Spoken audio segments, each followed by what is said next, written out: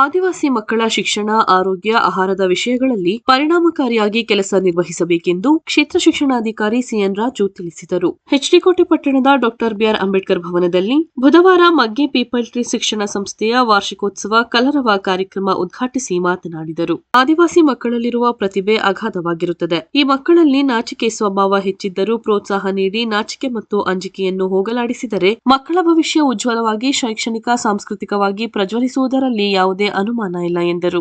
ಹೇಳಕ್ಕಾಗಲ್ಲ, ಇದು ಒಂದು ಜಾಗೃತಿ ಕಾರ್ಯಕ್ರಮ, ಅವೇರ್ನೆಸ್ ನ ಮೂಡಿಸುವಂಥದ್ದು ಅಂತ ಹೇಳಿದ್ರೆ ತಪ್ಪಾಗ್ಲಾರ್ದು. ಪೀಪಲ್ಸ್ ಕಾಲೇಜ್ ಪೀಪಲ್ಸ್ ಟ್ರೀ ಒಂದು ಸಂಸ್ಥೆ ವತಿಯಿಂದ ಈ ದಿನ ಮಕ್ಕಳ ಸಾಂಸ್ಕೃತಿಕ ಕಾರ್ಯಕ್ರಮವನ್ನ ಮಾಡಿರೋಂಥದ್ದು ಬಹಳ ಸಂತಸದ ಕೆಲಸ. ಅದರಲ್ಲೂ ನಮ್ಗೆ ಗೊತ್ತೇ ಇರಲಿಲ್ಲ. ನನಗೆ ನಮ್ಮ ಮಾಧ್ಯಮ ಸನ್ಮಿತ್ರರು ದೂರವಾಣಿ ಕರೆ ಮಾಡಿ, ಸರ್ ನೀವು ಬನ್ನಿ ನೋಡಿ ತುಂಬ ಚೆನ್ನಾಗಿರುತ್ತೆ ಅಂತಂದಿದ್ರು. ನಾನು ಬರಲಿಲ್ಲ ಅಂದರೆ ಖಂಡಿತ ಮಿಸ್ ಮಾಡ್ಕೊತಾ ಇದ್ದೆ. ಎಚ್.ಡಿ. ತಾಲೂಕು ಎಷ್ಟು ಸಂಪನ್ಮೂಲವಾಗಿದೆ, ಎಷ್ಟು ಚೆನ್ನಾಗಿ ಕೆಲಸ ಮಾಡೋಂಥದ್ದಕ್ಕೆ ಅವಕಾಶಗಳು, ಮುಕ್ತವಾದ ಅವಕಾಶಗಳು ತುಂಬ ಇವೆ. ಈ ಥರ ಕೆಲಸನ ಮೈಸೂರು ಅಥವಾ ಬೇರೆ ಭಾಗದಲ್ಲಿ ಎಲ್ಲೂ ಮಾಡೋಕ್ಕಾಗಲ್ಲ. ಇಂತಹ ಮಕ್ಕಳುಗಳಿಗೆ ಶಿಕ್ಷಣ ಕೊಡುವಂಥದ್ದು, ಜಾಗೃತಿ ಮೂಡಿಸುವಂಥದ್ದು, ಅವ್ರಗಳಿಗೆ ಮಕ್ಕಳಿಗೆ ಅಷ್ಟೇ ಅಲ್ಲದೆ ಆ ಸಮುದಾಯಕ್ಕೂ ಕೂಡ ಜಾಗೃತಿ ಮೂಡಿಸುವಂಥದ್ದು ಅಂತ ಒಂದು ಒಳ್ಳೆಯ ಕೆಲಸವನ್ನ ನಮ್ಮ ಪೀಪಲ್ಸ್ ಟ್ರೀ ಸಂಸ್ಥೆಯ ಸಿದ್ಧಾರ್ಥ್ ಸರ್ ಅವರು, ಹಿರಿಯರು, ಗೌರವಾನ್ವಿತರು ತುಂಬ ಒಳ್ಳೆ ಕೆಲಸ ಮಾಡಿದ್ದಾರೆ. ನಾನು ಒಂದ್ಸರಿ ದೂರವಾಣಿ ಫೋನ್ ಮಾಡಿದ್ದೆ. ಒಂದು ದಿನ ಮಗ್ಗೆಯಲ್ಲಿ ನಾನು ವಾಸ್ತವ್ಯ ಹೂಡಿದ್ದೆ. ವಾಸ್ತವ್ಯ ಹೂಡಿದಿರೋಂಥ ಸಂದರ್ಭದಲ್ಲಿ ಈ ಹಾಸ್ಟೆಲಲ್ಲಿ ನೀರಿನ ಸಮಸ್ಯೆ ಆಗಿದೆ ಅಂದ್ಬಿಟ್ಟು ಒಂದು 3-4 ದಿನ ಹಾಸ್ಟೆಲ್ ಮಕ್ಕಳು ಇರಲಿಲ್ಲ. SSLC ಮಕ್ಕಳಿಗೆ ಪರ್ಟಿಕ್ಯುಲರ್ ಆಗಿ ಎಷ್ಟು ಅನುಕೂಲ ಆಯಿತು ಅಲ್ಲಿ ಫಲಿತಾಂಶ ಉತ್ತಮಗೊಳ್ಳಿಕ್ಕೆ. ಆ ಭಾಗದ ಮಕ್ಕಳು ಇವರೆಲ್ಲ ಹೇಳಿದ್ರಲ್ಲ, ಗೋಳೂರಾಡಿ ಮಕ್ಕಳಾಗಿರ್ಬೋದು, ನಮಗೆ ಮಳಲಿ ಮಕ್ಕಳಾಗಿರ್ಬೋದು, ಮಗ್ಗೆ ಮಕ್ಕಳಾಗಿರ್ಬೋದು, ಆ ಕಡೆ ಗಂಡತ್ತೂರು ಮಕ್ಕಳಾಗಿರ್ಬೋದು, ಇಲ್ಲೆಲ್ಲ ಹಾಡಿ ಮಕ್ಕಳುಗಳು ಮತ್ತು ಬೇರೆ ವರ್ಗದ ಮಕ್ಕಳು ಕೂಡ ರಾತ್ರಿ 7 ಗಂಟೆ 7:30 ಆದಮೇಲೆ ಸಮಸ್ಯೆ, ಬಸ್ಸಿನ ಸಮಸ್ಯೆ, ಮತ್ತೊಂದು ಸಮಸ್ಯೆಯಿಂದ ಮನೆಗಳಿಗೆ ಹೋಗೋಕ್ಕಾಗ್ತಾ ಇರಲಿಲ್ಲ. ಅದು ಹೆಣ್ಣು ಮಕ್ಕಳುಗಳು 8 ಗಂಟೆ 9 ಗಂಟೆ ಮೇಲೆ ಮನೆಗಳಿಗೆ ಹೋಗೋಕ್ಕಾಗ್ತಿರ್ಲಿಲ್ಲ. ನಮ್ಮ ಪೀಪಲ್ಸ್ ಟ್ರೀ ಸಂಸ್ಥೆಯಲ್ಲಿ ನಡೆಸ್ತಾ ಇರೋಂಥ ಒಂದು ವಸತಿ ಶಾಲೆಯಲ್ಲಿ ಮಕ್ಕಳು ಉಳ್ಕೊಂಡು ಒಂದು SSLCಯನ್ನು ಪಾಸ್ ಮಾಡಿರೋಂಥದ್ದು ನಾವೆಲ್ಲವೂ ಕೂಡ ಗಮನಿಸಿದ್ದೀವಿ. ಗೊತ್ತೇ ಆಗಲ್ಲ ಈ ಥರ ಒಂದು ಸಂಸ್ಥೆ ಮಗ್ಗೆಯಲ್ಲಿ ನಡೀತಿದೆ ಅಂತ ನನಗೂ ಗೊತ್ತಿರಲಿಲ್ಲ. ನಾನು ಯಾವಾಗ ಅಲ್ಲಿ ಅವತ್ತು ಹಾಲ್ಟ್ ಆದೆ ಮಗ್ಗೆಯಲ್ಲಿ, ಆವಾಗ ನನಗೆ ಗೊತ್ತಾಗಿದ್ದು. ಅಲ್ಲೇ ಹೋಗಿ ನೋಡಿದೆ. ನಾನು ಮಾಡ್ತಾ ಇರೋಂಥ ಹಾಸ್ಟೆಲು ಜವರೇಗೌಡ್ರ ಜೊತೆಗೂ ಮಾತಾಡಿದ್ದೆ ಅನ್ಸುತ್ತೆ ಫೋನಲ್ಲಿ. ಯಾವಾಗ ರೆಡಿ ಮಾಡ್ತೀರಿ, ಆದಷ್ಟು ಬೇಗ ರೆಡಿ ಮಾಡಿಕೊಡಿ, ತುಂಬ ಅನುಕೂಲ ಆಗುತ್ತೆ ಅಂತೇಳಿ ಒಂದು ಒಳ್ಳೆ ಕೆಲಸವನ್ನು ಮಾಡಿದ್ದಾರೆ. ಅದರ ಜೊತೆಗೆ ಹಾಸ್ಟೆಲಲ್ಲಿ ಇಳಿಸ್ಕೊಂಡು ಮಕ್ಕಳಿಗೆ ಪ್ರಮುಖವಾಗಿ ಶಿಕ್ಷಣದ ಜಾಗೃತಿ ಇವತ್ತು ಮಾಡಿದಂಥ ಸ್ಕಿಟ್ಟು ಎಲ್ಲರ ಮನ ಮುಟ್ಟುವ ರೀತಿ ಒಂದು ಮಕ್ಕಳು ನಮಗೆ ಹೇಳ್ಕೊಟ್ಟಿದ್ದಾರೆ. ಅದರಲ್ಲೂ ಕೂಡ ಪ್ರಮುಖವಾಗಿ ನಮ್ಮ ಸಮುದಾಯದ ಮಕ್ಕಳುಗಳಿಗೆ ನೀವು ಅದನ್ನು ತಿಳ್ಕೋಬೇಕು. ಈಗ ನಾವು ಕೇಳೋದ್ಕಿಂತ ಓದೋದ್ಕಿಂತ ಈ ಥರ ನಮಗೆ ನೋಡಿ ತಿಳ್ಕೊಳ್ಳೋದ್ರಿಂದ, ಅದು ನಿಮ್ಮ ಮಕ್ಕಳೇ ಮಾಡಿ, ನಮ್ಮ ಮಕ್ಕಳೇ ಮಾಡಿ ನೋಡಿ ತಿಳ್ಕೊಳ್ಳೋದ್ರಿಂದ ತುಂಬ ಮನದಟ್ಟಾಗುತ್ತೆ. ದಯಮಾಡಿ ಇವತ್ತು ಶಿಕ್ಷಣದ ಬಗ್ಗೆ ಅವರು ಜಾಗೃತಿಯನ್ನು ಮೂಡಿಸಿದ್ದಾರೆ, ಒಂದು ಆರೋಗ್ಯದ ಬಗ್ಗೆ ಜಾಗೃತಿಯನ್ನು ಮೂಡಿಸಿದ್ದಾರೆ, ಸಮುದಾಯದ ಬಗ್ಗೆ ಜಾಗೃತಿಯನ್ನು ಮೂಡಿಸಿದ್ದಾರೆ, ವನಸಿರಿ ಬಗ್ಗೆ ಜಾಗೃತಿಯನ್ನು ಮೂಡಿಸಿದ್ದಾರೆ. ಇದನ್ನೆಲ್ಲವೂ ಕೂಡ ವಿಶೇಷವಾದಂಥ ಕಾರ್ಯಕ್ರಮ, ಬೇಕಾದಷ್ಟು ಕಾರ್ಯಕ್ರಮನ ಎಲ್ಲೋ ಭಾಳ ವಿಜೃಂಭಣೆಯಿಂದ ಹೇಗೋ ಮಾಡ್ತಾರೆ. ಆದರೆ ತುಂಬ ಸರಳವಾಗಿ, ತುಂಬ ಮನಮುಟ್ಟುವ ರೀತಿ ವಸ್ತುನಿಷ್ಠವಾದಂಥ ಕಾರ್ಯಕ್ರಮ ಮಾಡೋಂಥದ್ದು ತುಂಬ ವಿರಳ. ಅದರಲ್ಲಿ ಇದು ಒಂದು ತುಂಬ ಉತ್ತಮವಾದಂಥ ಕಾರ್ಯಕ್ರಮ. ಇದಕ್ಕೆ ಪ್ರಥಮವಾಗಿ ನನಗೆ ಜಾಗೃತಿ ಮೂಡಿಸಿದವರು ನಮ್ಮ ಉಮೇಶ್ ಸರ್ ಅಂತ ಹೇಳಿದ್ರೆ ತಪ್ಪಾಗ್ಲಾರ್ದು. ಅವರು 3-4 ದಿವಸದಿಂದ ಮತ್ತೆ ನಮ್ಮ ಎಡದೊರೆ ಮಹೇಶ್ ಅವರು ಸುಮಾರು ಒಂದು 2-3 ಸರಿ ದೂರವಾಣಿ ಕರೆ ಮೂಲಕ ನೀವು ಬಂದು ನೋಡಿ ಸರ್ ಕಾರ್ಯಕ್ರಮ ಅಂತ ಹೇಳಿದ್ರು. ಭಾಳ ಸಂತೋಷ ಆಯಿತು. ನಾನು ಕೂಡ ತಿಳ್ಕೊಂಡಂಗಾಯ್ತು. ಸಾಕಷ್ಟು ವಿಚಾರಗಳನ್ನು ನಾನು ಕೂಡ ತಿಳ್ಕೊಂಡಂಗಾಯ್ತು. ದಯಮಾಡಿ ಎಲ್ಲ ಮೊನ್ನೆನೂ ಕೂಡ ನಾನು ಒಂದು ನಿನ್ನೆ ಮುಂಟಿ ಆಡಿ ಎಂಥದ್ದು ಮಂಟಿಪುರಿ ಆಡಿ ಇಲ್ಲ ಮಂಟಿ ಆಡಿ 43 ಮಕ್ಕಳಿದ್ದಾರೆ. ಮಂಟಿ ಆಡಿಗೆ ಮೊನ್ನೆ ಹೋಗಿದ್ದೆ ನಾನು. ಮಂಟಿ ಆಡಿ 43 ಮಕ್ಕಳು ಹಾಡಿ ಮಕ್ಕಳನ್ನೇ. ಆ ಮಕ್ಕಳನ್ನ ನಮ್ಮ ಶಿಕ್ಷಕರು ಏನಾಗಿದೆ ಅಂತಂದ್ರೆ ಮನೆಗೆ ಹೋಗಿ ಮಕ್ಕಳನ್ನ ಕರ್ಕೊಬರ್ಬೇಕು. ಇವತ್ತಿಗೂ ಕೂಡ ಅಷ್ಟೇ. ನಮ್ಮ ಬಳ್ಳೆ ಆಡಿ ಆಗಿರ್ಲಿ, ಗೋಳಿರಾಡಿ ಆಗಿರ್ಬೋದು, ಇಲ್ಲಿ ಎಲ್ಲವೂ ಕೂಡ ಮಕ್ಕಳನ್ನ ಮನೆಗೆ ಹೋಗಿ ಕರ್ಕೊಂಡು ಬಂದು ಪಾಠವನ್ನು ಮಾಡೋಂಥ ಸ್ಥಿತಿ ಇದೆ. ದಯಮಾಡಿ ಪೋಷಕರುಗಳು ಅಲ್ಲಿ ನಾವು ಬಳ್ಳೆ ಆಡಿಯಿಂದ ಮಚ್ಚೂರು ಬಾವಲಿವರೆಗೂ ಹೋಗೋವರೆಗೂ ನಾನೇ ಹೋಗಿ ಮೊನ್ನೆ ನೋಡಿದ್ದೀನಿ, ಮಕ್ಕಳು ಏನೋ ಮಾರಾಟ ಮಾಡೋಂಥದ್ದು, ಮೆಣಸಿಕಾಯಿ ಮಾರಾಟ ಸಣ್ಣ ಸಣ್ಣ ಮೆಣಸಿಕಾಯಿನ ಇಟ್ಕೊಂಡು ಮಾರೋಂಥದ್ದು, ನಲ್ಲಿಕಾಯಿನ ಮಾರೋಂಥದ್ದು.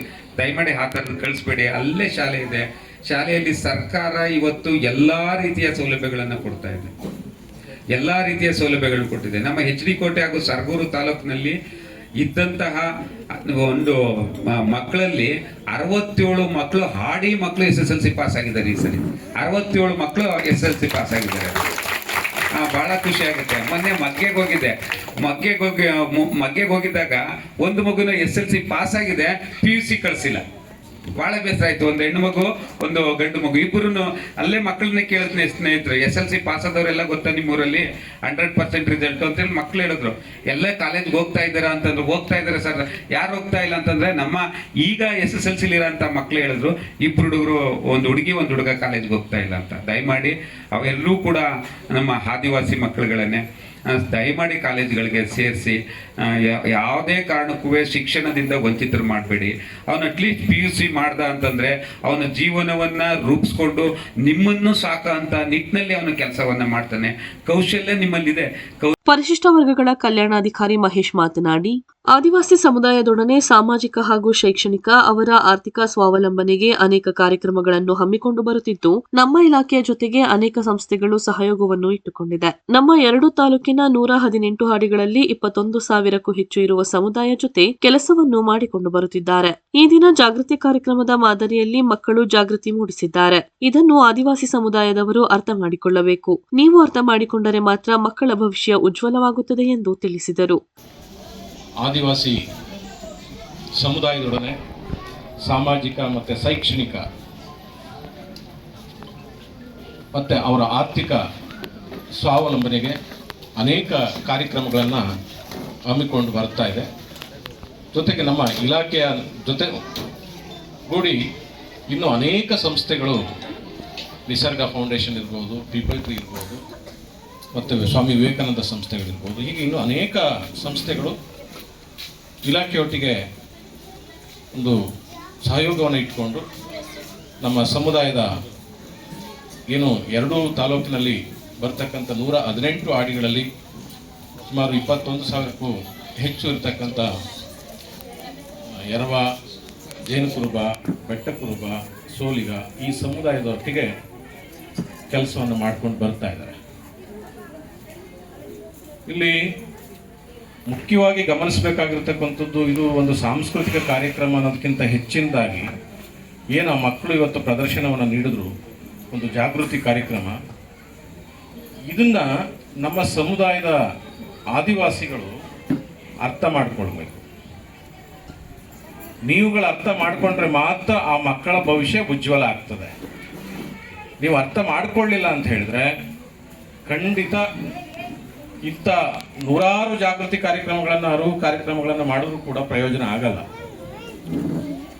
ಎಲ್ಲರಿಗೂ ಕೂಡ ನಿಮಗೆ ಗೊತ್ತಿದೆ, ಬಹಳಷ್ಟು ನಿಮ್ಮಲ್ಲಿ ನಮ್ಮ ರಾಜು ಸರ್ ಹೇಳಿದಾಗೆ ಕಲಿಕೆಯಿಂದ ಕೌಶಲ್ಯ ಬಂದರೆ ಬೇರೆಯವರಿಗೆ, ನಿಮಗೆ ಹುಟ್ಟಿನಿಂದನೇ ರಕ್ತದಿಂದನೇ ನಿಮಗೆ ಕೌಶಲ್ಯ ಇದೆ.